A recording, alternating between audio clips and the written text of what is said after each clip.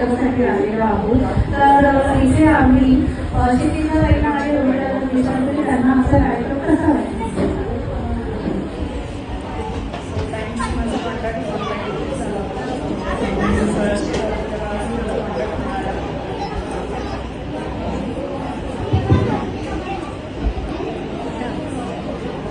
ताईंचा contact मला online मिळाला होता. ऑनलाईन सर्च करत होते तर त्यांच्याशी कॉन्टॅक्ट झाला आणि सुंदर झाला कार्यक्रम. मला आवडलं, फार मजा केली, धमाल केली आणि हॅपी माझे दोन्ही आईवडिलांना पण डान्स करताना पहिल्यांदा इतका म्हणजे त्या दोघांनी पण ह्याच्यात सहभाग घेतला म्हणजे त्यांच्यामुळे थँक्यू सो मच.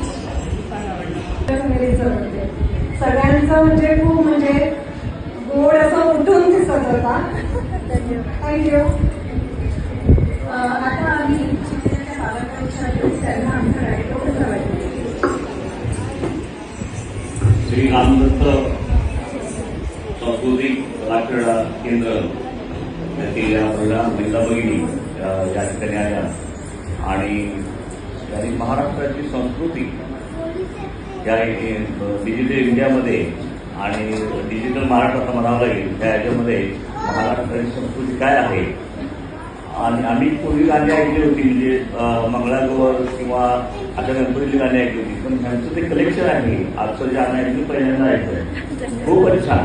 आणि जन्मापासून अगदी लग्नापर्यंत जो काही तो प्रवास तुम्ही आम्हाला दाखवला म्हणजे इमॅजिन सुद्धा आम्ही केलेलं होतं की असं काही असू शकतं असा कार्यक्रम पहिल्यांदाच आम्ही पाहिला.